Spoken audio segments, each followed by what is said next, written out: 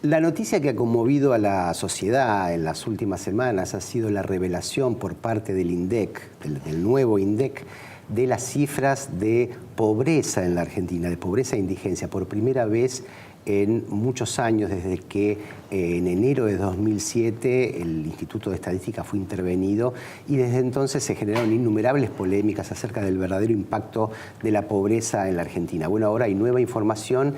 Ese será el tema de esta noche en Asuntos Públicos. Silvia, esto, bueno, se sigue discutiendo, pese a que ya han pasado algunos días desde que el INDEC dio esta información. Se siguen analizando los números, están bien hechos, mal hechos, qué canastas se tomaron, y hay algunas contradicciones, hay algunas inconsistencias aparentemente. Por ejemplo, el hecho de que la Argentina es más pobre, que es el país más pobre de América Latina, lo cual es un poco contraintuitivo. Es cierto, pero bueno, la cifra realmente es una cifra enorme, sobre todo si se mide con la cifra de pobreza que admitía Cristina Kirchner cuando fue, por ejemplo, a la FAO y decía que teníamos una pobreza de 5 y pico %. Menos que en Alemania. Menos que en Alemania, dijo Aníbal Fernández, o sea que en realidad... Y es importante como señal política, porque Macri, en su intento de robarle a los otros partidos la bandera de la pobreza, especialmente el peronismo, dijo, bueno, a partir de acá me empiezan a medir. Esta va a ser la vara de mi gobierno. Interesante porque le genera, digamos, otra visión, y la oposición va a estar seguramente ahí observando cómo evoluciona, ¿no? Bueno, para entender más, la pobreza, según la última medición del INDEC, es de un tercio. Uno de cada 3 argentinos es pobre. Depende cómo se lo mida. Por eso, para entender un poquito más qué es lo que está ocurriendo, está con nosotros Daniel Arroyo, ex viceministro de Desarrollo Social de la Nación y ministro de la Provincia de Buenos Aires. Exacto. Correcto. Bueno, Daniel, gracias por estar con nosotros esta noche. Un gusto. En Asuntos Públicos. Sos un experto desde hace mucho tiempo, muy consultado por todo el mundo, y tu palabra acá es muy interesante porque, bueno, un tercio de la población argentina es pobre. Estamos mejor, peor que cuándo, ¿no? Porque también depende con qué se compara, ¿no? Es decir, en los 9 meses de este nuevo gobierno la pobreza aumentó, pero mucha gente está diciendo, pero los 12 años de gobiernos kirchneristas tampoco parece que hicieron mucho o poco para bajar la pobreza. No sé, vos estuviste en ese gobierno también. Yo diría esto, básicamente. El gobierno anterior termina con algo parecido a 29% de pobreza. Ese dato sale del Observatorio de Deuda Social de la UCA, que es lo único que estaba midiendo en ese momento. Y podemos decir que en estos 10 meses ha aumentado algo parecido a 1,5 millones de personas que podríamos llamar nuevos pobres. Gente que hacía changas, que tiene trabajo informal, que está vinculada a la construcción o al textil, y que el parate de la actividad económica lo fue cayendo a la situación de pobreza. Para mí el dato más grave no es este 32%, sino es cuando tomamos los menores de 14 años, que ahí la pobreza que da el INDEC es 47%. O sea, uno diría, estamos muy complicados, 1 de cada 3 argentinos es pobre por ingresos, lo que mide el INDEC. Ahora, si no hacemos nada, vamos a estar peor, porque en los menores de 14 años, los que vienen después, la mitad son pobres. Ese yo creo que es el gran desafío. Es una buena cosa tener un instituto serio que esté midiendo pobreza y midiendo pobreza por ingresos. Una familia, para no ser pobre, necesita 12.489 pesos, la familia de 4 personas, para no ser pobre. Eso nos marca también el problema del dinero, porque la asignación universal por hijo son 1.100 pesos, el salario mínimo es 7.500 pesos para el que tiene trabajo formal, los que tienen trabajo informal están debajo de eso, los cooperativistas, los que tienen planes sociales, ganan 3.600 pesos. Eso marca lo lejos que estamos de esta canasta y nos plantea el desafío de encarar otras políticas. Ahora, justamente lo que mostró la estadística es que hay menos indigentes. ¿Por qué? Porque para no ser indigente, lo que marca el INDEC es que hay que tener 5.100 pesos de ingreso para una familia de 4 personas. Entonces una familia que tiene un plan social de cooperativas y 2 personas en la asignación por hijo, automáticamente sube. Los planes sociales sacan a la persona de la indigencia, a las familias de la indigencia, porque dan lo mínimo de ingreso para poder comer. Básicamente no ser indigente es poder comer. Para dejar de ser pobre, además hay otra serie de gastos y esa distancia entre los 5.100 y los 12.000 es lo que hace que mucha gente esté dando vuelta ahí. Tenemos algo parecido a 2.800.000 personas indigentes en nuestro país que aún con planes sociales ni siquiera llegan a los 5.100 pesos. En los últimos 9 meses vos dijiste hay más de 1 millón de nuevos pobres.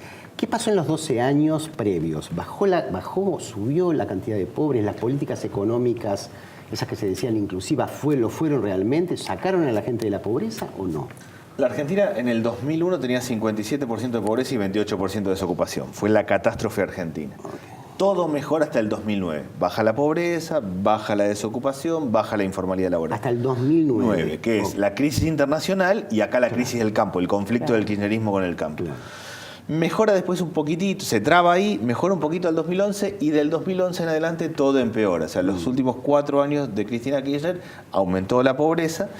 El desempleo es discutible porque creó mucho empleo estatal, entonces de alguna manera lo que no generaba la actividad privada lo fue compensando con el Estado. Uno podría decir que del 2011 en adelante ha empeorado la situación. En estos 10 meses del actual gobierno se dieron 3 situaciones. Se espiraló la inflación, sobre todo en alimentos, o sea, las cosas salen más caro. Separaron las changas, que es la construcción y el textil, y 1/3 de los que trabajan hacen changas, tienen trabajo en negro, tienen trabajo informal, son gasistas, plomeros, carpinteros, y básicamente hubo despidos. Esas 3 cosas aumentaron la pobreza, pero uno podría decir, del 2011 en adelante todo ha empeorado en Argentina. Pero hubo 3 etapas entonces. Sí, yo diría, si uno lo quiere ver al kirchnerismo en términos de etapas, hay una etapa 2003-2009. Virtuosa, digamos. Virtuosa. Muy buenos precios internacionales. Exacto, o sea, con lo que llamamos el viento de cola. Exacto. En términos internacionales. Tasas chinas, claro. Más mucha capacidad ociosa. Una empresa que estaba trabajando al 40% de su capacidad y va subiendo. En 2009, después de la crisis internacional, viene una segunda etapa, yo llamaría kirchnerista, del 2009 al 2011, que llamaría progresista. Va por la ley de medios, la asignación universal por hijo, el matrimonio igualitario. Entra en la batalla cultural, pero pierde la dimensión económico-productiva. Entra en otra cuestión, con buenas y malas medidas, pero pierde esa dimensión del desarrollo económico del gobierno. Y el 2011 en adelante, que intenta ser refundacional, después de Cristina ganar con el 54% de los votos, y objetivamente ahí las variables se van complicando. Si uno quiere hacer un ciclo largo de la democracia, marca nuestro gran problema. El gobierno de Alfonsín encara el Plan Alimentario Nacional, el PAN, entrega caja de alimentos. Llega a 500.000 personas. Parecía en ese momento ser un gran plan, visto desde hoy era chiquitito. El gobierno de Menem extiende la cobertura, privatiza, cree en el derrame y extiende a más gente la cobertura. El gobierno de la Rúa terciariza, dice no lo vamos a hacer con el Estado, vamos a hacer con las organizaciones sociales. Duhalde, en el medio de la crisis, lleva a 2.200.000 personas el plan jefe y jefas de hogar. O sea, llega ahí a ese momento que parecía la mayor cobertura argentina. El gobierno de Néstor Kirchner extiende aún más, pone en marcha nuevos programas sociales.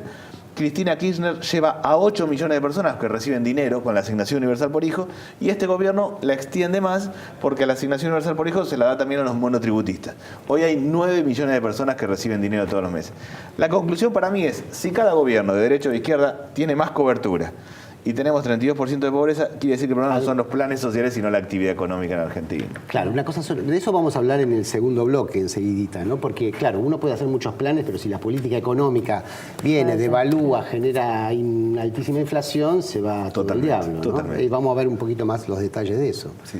Pero tenemos un par de minutos antes todavía para tenemos seguir. Un par de minutos. Sí. Y bueno, y específicamente, ¿cómo ves las políticas públicas del gobierno actual?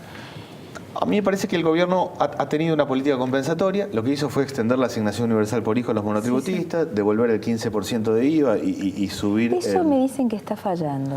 Eso es muy poco por 2 cosas. Primero porque hay que tener un lugar donde haya postnet para poder comprar y eso es muy poquita gente. Segundo que son hasta 300 pesos, con lo cual la persona no ve la ventaja clara. tiene que hacer trámites previos. Se hizo de una manera engorrosa, básicamente. Debería funcionar de manera automática. Como la gente que tiene un plan social cobra con una tarjeta de un banco público, debería ir y comprar y que se le cargue automáticamente en su cuenta. Eso no está sucediendo. El gobierno intentó compensar. Lo que es objetivo es que como un parate fuerte de la actividad económica, una pérdida muy grande de ingresos y una compensación pequeña. Para mí, de todos los datos que se pueden dar a Argentina, el más grave, en mi modo de ver, es que por primera vez en muchos años bajó el consumo de leche.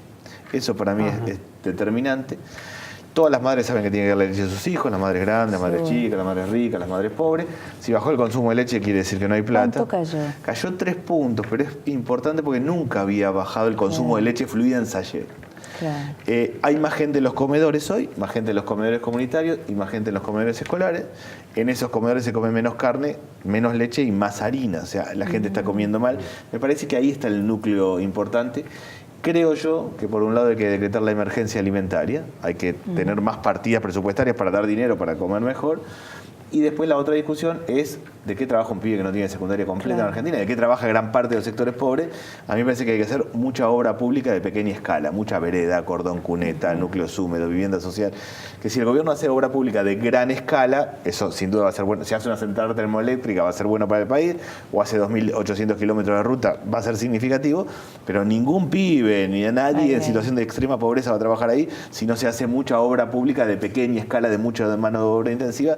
Esas dos cosas para mí, emergencia alimentaria y mano de obra intensiva en la obra pública, son los que están faltando hoy. Bueno, esto se está poniendo muy interesante. Cuando volvamos vamos a hablar de varias cosas. Una de estas es programas versus políticas, ¿no? Y la otra, las promesas de pobreza cero, sí o no. Ya volvemos.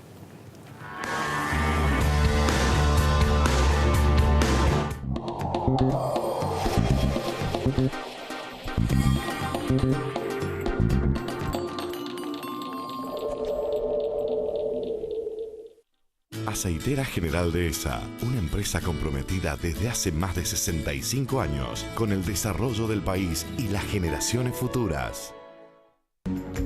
Invertimos en la mejor tecnología para conectar a los argentinos. Grupo Telecom. En Toyota, el compromiso con el medio ambiente nos inspira para liderar el camino hacia la movilidad sustentable. Conoce más en toyota.com.ar.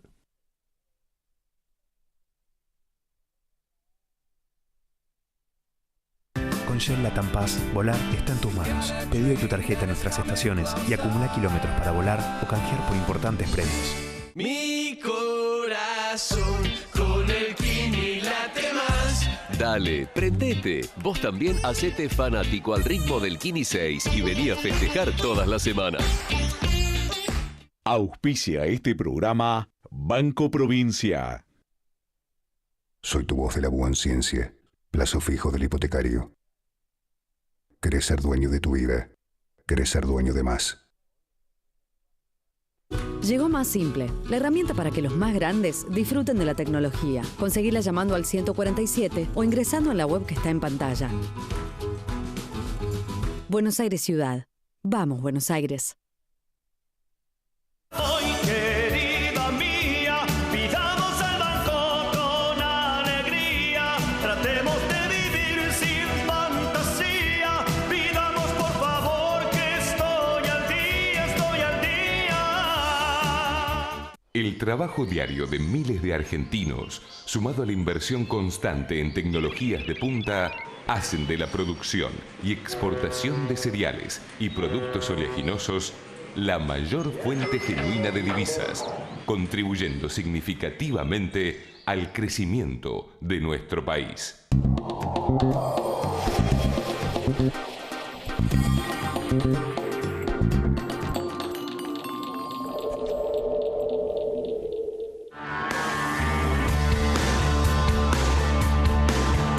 Seguimos en Asuntos Públicos, hoy haciendo foco en el aumento de la pobreza en la Argentina después de la difusión de las cifras oficiales del INDEC. Y la pregunta que había quedado para Daniel Arroyo, nuestro invitado de hoy, es esta discrepancia entre programas y políticas. La Argentina tiene cada vez más programas, nos contabas, Daniel, que han ido en aumento, cada gobierno los ha ido expandido, y sin embargo la pobreza sigue aumentando, porque bueno, al mismo tiempo de que hay programas aparecen devaluaciones, tasas de interés colosales, en fin, una cantidad de cosas de la política monetaria, política de ingresos, que dificultan el combate contra la pobreza. ¿Cómo se compatibilizan estas dos cosas? A mí me parece que la política social en Argentina está agotada. Agotada no quiere decir que alguien debería sacarla, porque hay 9 millones de personas que reciben ingresos todos los meses y si alguien los quitara habría una guerra civil, pero que eso da 32% de pobreza. O sea, con esa estructura de atención tenemos 32% de pobreza. Mi impresión es que cuánta pobreza va a haber en los próximos años no tiene tanto que ver con cuánto haga desarrollo social, sino cuánto haga la Secretaría de Empleo y de Comercio. O sea, cuánto empleo se genere y qué pase con la estructura de comercialización y de precios en Argentina. Me parece que ahí hay un punto clave. Efectivamente, yo creo que en el corto plazo hay que poner en marcha la emergencia alimentaria, como decía, y poner mucha obra pública de pequeña escala, pero después hay temas que hay que tomar. El tema del crédito es generador de pobreza en Argentina. Hoy gran parte de los sectores pobres están tomando crédito al 120, al 150% anual, con el prestamista del barrio, a lo que fuera, y eso es un problema. Si hoy el que tiene trabajo formal y tiene una tarjeta de crédito, cuando paga el mínimo, paga 60% de interés anual, claro. El que está mejor, el que no es pobre, ¿qué le toca al que va a la financiera de la esquina o al que vende droga en el barrio, que es el que te termina dando?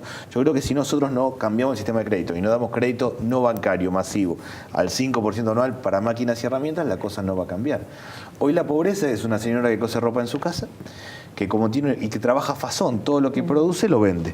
Como tiene una máquina atrasada, hace pocas remeras porque es lo que le da la máquina y no sale de la pobreza. Bueno, masificar ese crédito para ese sector, que son 4 millones de personas, me parece un tema clave.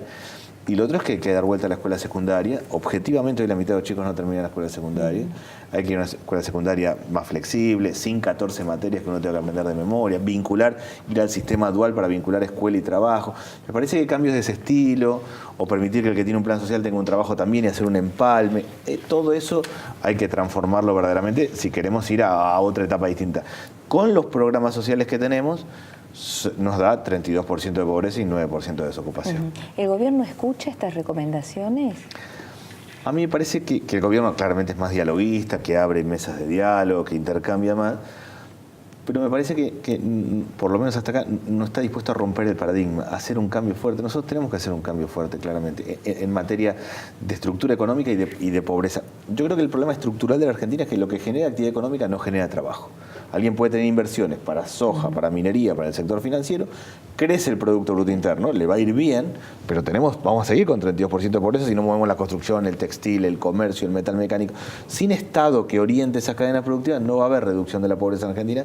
Yo creo que el gobierno no ve, que confía en el derrame, que confía que cuando vengan inversiones van a derramar sobre el empleo, y eso no pasa en Argentina, pero no por una cuestión ideológica, no pasa porque hay un desenganche entre lo que genera alta rentabilidad económica y lo que genera trabajo, y por eso hace falta Estado ahí en el medio. Ahora, el tema de la pobreza ha sido cargado políticamente mucho en los últimos años.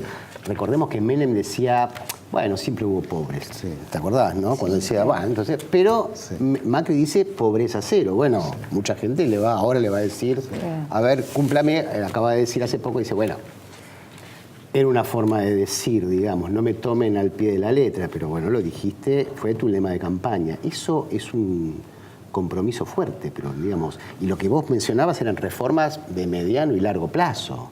Sí. ¿Cómo se llega? No digo la pobreza cero, pero un nivel de pobreza...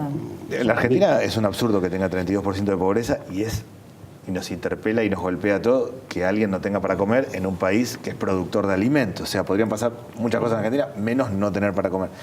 Yo creo que ese 32% de pobreza hay que dividirlo en dos. Hay un 25% que es pobreza estructural, que es pobreza intergeneracional. Alguien que es pobre, sus padres fueron pobres, sus abuelos fueron pobres. Viene una pobreza larga. Es no tener piso de material, no tener los servicios básicos, estar afuera del sistema educativo. Eso requiere de mucho. El 7% restante son nuevos pobres. Es gente que está asociado al mercado informal de trabajo, a las changas, a la construcción del textil y se fue cayendo. Nuestro país es un país de complemento. El que tiene un plan social, además hace changas. El remisero, además de fin de semana, hace otra cosita y así completa el ingreso. Al haber separado la construcción del textil, se tiró más gente a la pobreza, que es lo que pasó ahora. A mí me parece que ese 7% se revierte rápidamente si se ponen en marcha programas que tengan que ver con el mercado interno, que tengan que ver con mover construcción, textil, determinados sectores. El otro 25% para mí es un trabajo a 10 años, que tiene que ser consistente, que tiene que ver con entrar a las casas. Yo creo que armó una red de 20.000 tutores con el cura, con el pastor, con la maestra, entrar a las casas, contactar con la escuela y con el trabajo, hacer un plan de vivienda social de verdad para mejorar esa situación, definir qué sectores productivos nosotros vamos a cuidar porque hacen al empleo. Es decir, es claro, si uno toma la industria textil como un simple ejemplo, que alguien seguramente es una prenda más barata en China o India y tal vez la haga de mejor calidad. Pero si tenemos 20% de desocupación en los jóvenes y en las mujeres, y en la industria textil trabajan jóvenes y mujeres, tenemos que cuidar ese sector. Bueno, armar un esquema para acompañar con vivienda, con trabajo para ese sector, significaría resolver la pobreza estructural en los próximos 10 años, pero para mí depende de nosotros. Es un tema de política pública y de voluntad política. ¿Hay países que lo lograron? Siempre se toma el ejemplo chileno, pero bueno, también cuando se analiza un poco a fondo Chile, se ven ciertas inconsistencias. No, a ver, yo creo que nosotros tenemos que reflejarnos donde tenemos que ser. Decir que los países nórdicos tienen muy poco nivel de pobreza, claro, por eso, no nos cierra mucho. Brasil hizo algo bueno, armó un programa llamado Bolsa Familia, que armó un conjunto de operadores de calle que entran a las casas, que trabajan con el padre, con la madre, que contacta con la escuela, y así subieron 30 millones de personas a lo que ellos llaman clase media. Para nosotros serían una especie de clase media baja, pero subieron de la pobreza de esa situación. Uruguay tiene un programa llamado Cercanías, que realmente lo que hace es decir, bueno, a los que no están en ningún lugar, que son gran parte en Argentina, vamos a buscarlo. En la Argentina nosotros los programas sociales nos están saliendo al revés. El plan Progresar, que puso en marcha el gobierno anterior, le da 900 pesos a un chico para que vuelva a la escuela, lo cual es muy lógico. Ahora, da con los pibes que están en las universidades, en algún lado, y no con los que están en esa esquina, perdidos, en las casas, que hay que ir a buscar. Yo creo que el Estado ha sido bueno en transferir dinero, no en ir a buscar a la gente, y que ahí hay una cuestión. A mí me parece que modelos como el chileno todo no han mejorado, o sea, han achicado la pobreza por ingresos, pero cuando uno ve el sistema educativo, la prestación en salud que tienen, nosotros objetivamente tenemos más cobertura. Yo creo que tenemos que basarnos en nuestra fortaleza es que tenemos un montón de escuelas y un montón de centros de salud que existen, que tienen mala calidad, pero existen, que tenemos una gran cobertura de lugares entre las iglesias y todo, alimentaria, y a partir de ahí entrar en las casas y mover determinadas cadenas productivas. Nosotros deberíamos resolver el problema. Estamos obligados como generación a resolver el problema de la pobreza y además tenemos recursos para hacerla. No es una utopía que lo podamos hacer. Una cosa, por eso siempre el tema entre lo que se dice y lo que se hace. Vos estuviste mucho tiempo en el Estado y uno se pregunta, bueno, muy bien, pero ¿qué capacidades tiene el Estado para entrar casa por casa, como decís que hacían en Brasil, ¿no? Para hacer esa micropolítica, ¿no? Una cosa, vos largas el programa, pero después hay mucha gente que está indocumentada, indomiciliada, bueno, tenés que ir a buscarlo. Sí. ¿Qué capacidades tiene el Estado para hacer eso? El Estado tiene capacidad de ordenar y organizar eso, no de hacerlo. Tiene que ir a buscar al cura, al pastor, al técnico del club de barrio para hacerlo bien. Hay que armar una red de 20.000 tutores. Mal hecha, con una red de punteros políticos, es una catástrofe. Bien hecha, que es los que están. Que es agarrar un barrio y decir, ¿quiénes son acá los que tienen legitimidad? La maestra, que la ves pasar todos los días por la puerta de la casa, el profe de educación física, que generalmente es un tipo piola, el cura, el pastor, bueno, a esos ir a buscar. Ese hay que pagarles, digo, no es que lo tiene que hacer de onda, una maestra tiene que seguir 10 familias, tiene que cobrar por eso, tiene que hacer un informe cada 15 días, tiene que entrar a las casas, tiene que contactar, cuando llama a la empresa del chico que está trabajando, en la empresa le tienen que dar bolilla porque es la tutora, o sea, es armar y empoderar un sistema. Eso es un costo, un costo, no es que uno de onda dice, ¿por qué no seguís tal familia? Y solo lo puede hacer el que tiene legitimidad. Si yo voy a una casa donde nadie me conoce y le digo, dale, ponete las pilas, decir, ¿vos quién sos? Si lo hace la maestra, que es la que la familia ve pasar todos los días, tiene en principio más poder para encararlo. Bueno, eso implica armar un sistema. El Estado, si lo hace con su red de punteros políticos, hace un desastre. Si quiere armar un sistema centralizado para hacerlo, va a estar 5 años armando una unidad ejecutora, un sistema. Lo que hay que hacer es ir a buscar lo que tiene legitimidad, pagarles un sobresueldo y establecer un sistema por el cual tienen que hacer informes periódicos, 3 veces por semana tienen que entrar a la casa. Es una tarea por la cual tienen que responder. Eso yo creo que es muy factible hacer en Argentina. Desde, por ejemplo, el Ministerio de Desarrollo Social. Sí, ese es el lugar. Debería hacerlo, claro. Sí, porque el Ministerio de Educación y el Ministerio de Salud están muy formateados. Tienen una estructura con inspectores, con directores, sirven para una determinada actividad, pero no tienen la flexibilidad que tiene el Ministerio de Desarrollo Social, que es, vamos, arrancamos y lo hacemos. En eso yo creo que hay que hacer foco en eso, lo que implica más costo, o sea, si alguien lo ve por el lado de lo fiscal, lo que estoy diciendo, va a decir, bueno, este muchacho está proponiendo más costo. Efectivamente es así, pero es la única manera de entrar y empezar a trabajar y a hacer bien y empezar a cambiar una tendencia que hasta ahora nos está yendo mal. En este país de frazada tan corta, ¿no? Hay quienes sostienen que el gobierno se equivocó al priorizar el pago de la deuda con los jubilados en vez de aportar mucho más justamente a programas para la primera niñez, los adolescentes, etcétera. ¿Cómo lo ves? Yo creo que el gobierno ha tenido un mal diagnóstico social y que no vio esta parte, no le está viendo bien, no está viendo la dimensión del problema y no está viendo que hace falta recursos para poder aplicarlo. O sea, yo creo que hay dos cosas que el gobierno no interpreta bien. Uno es el mercado informal de trabajo, que es 1/3 de gente que trabaja haciendo changa, y cuando se para la construcción y el textil se complican. Eso es automáticamente así. Parece que lo subestimó, no lo entendió bien, no tiene una mirada correcta, a mi modo de ver, el gobierno del mercado informal. Y segundo, interpreta que las personas bajo planes sociales están mejor de lo que están. Es decir, en la Argentina todo el mundo está agarrado con alfileres. Entonces, me parece que no vio eso y no volcó más recursos. A mí me parece que hay un fenómeno de implosión social. Mucha gente que revienta para adentro. El que no tiene laburo, está mal, está sacado, llega, se pelea con la mujer, con el hijo. Hay una cosa de tensión permanente. La propia persona que está mal quiere que al gobierno le vaya bien. Pero no es que quiere que a Macri le vaya bien, quiere que su vida funcione, que haya trabajo, que esto ande, quiere que las cosas funcionen. Y por eso muchas veces yo creo que eso lo ha llevado a confundirse al gobierno. El gobierno se sostiene mucho por expectativas. Efectivamente la gente tiene buenas expectativas, pero no por resultados. Tendría que empezar a achicar esa brecha y eso es empezar a mirar más para abajo. Bueno, para mí esto es fascinante y apasionante, espero que para ustedes también. Así que bueno, entendemos un poquito más de qué estamos hablando ahora cuando hablamos de pobreza y la magnitud de las tareas a resolver, sobre todo. Gracias, Daniel Arroyo, por estar esta noche con nosotros, y a ustedes esto fue Asuntos Públicos.